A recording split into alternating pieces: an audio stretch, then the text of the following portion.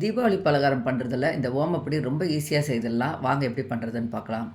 ஓமம் எடுத்து வெந்நீரில் நல்லா ஊற வச்சு வச்சுருக்கேங்க. அதுக்கப்புறம் ஒரு பவுலில் 2 கப் கடலை மாவு, 1/2 கப் அரிசி மாவு சேர்த்துருக்கேன்.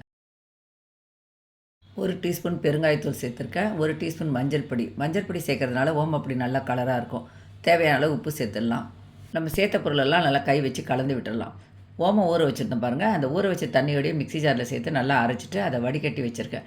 இப்போ அந்த தண்ணியும் சேர்த்துக்கலாம்.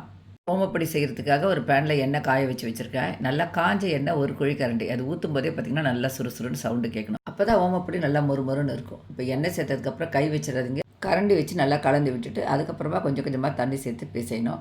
இது வந்து சப்பாத்தி மாவை விட கொஞ்சம் இலக்கமாகவே இருக்கணும். அப்படி இருந்தால் தான் நமக்கு பிழியறதுக்கும் ஈஸியாக இருக்கும். ஓமப்பொடியும் நல்லா மொறுமொறுன்னு இருக்கும். தீபாவளி வரதுக்கு இன்னும் 2 நாள் தான் இருக்குது. நீங்கள் எல்லாருமே பலகாரம் செய்திருப்பீங்க.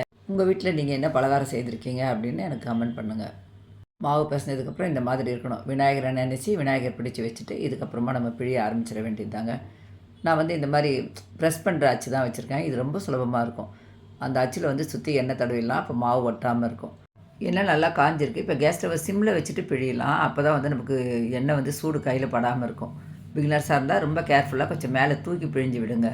பபிள்ஸ்லாம் அடங்கினதுக்கப்புறமா திருப்பி விடலாம். திருப்பி விட்டுட்டு இந்த மாதிரி 2 கரண்டி வச்சு நீங்கள் எடுங்க. எல்லாருக்குமே ரொம்ப ஈஸியாக இருக்கும். கையில் வந்து சூடும் படாது. எடுக்கும்போது கொட்டாமல் இருக்கும். ஃப்ரெஷ் கருவேப்பிலை இருந்ததுன்னா நல்லா வாஷ் பண்ணிவிட்டு நல்லா காயிடுங்க. காஞ்சதுக்கப்புறமா எல்லா ஓம்பொடியும் புழிஞ்சிட்டு அந்த எண்ணெயில் போட்டு பொரிச்சு எடுத்து இது மேலே தூவி விடுங்க. நல்லாயிருக்கும். என்கிட்ட கருவேப்பிலை இல்லை, அதனால நான் செய்யலை. நம்ம சேனலில் வர வீடியோஸ் பிடிச்சா லைக் பண்ணி சஞ்சய் நானும் வ்ளாக் சேனலை சப்ஸ்கிரைப் பண்ணிக்கோங்க. தேங்க்யூ.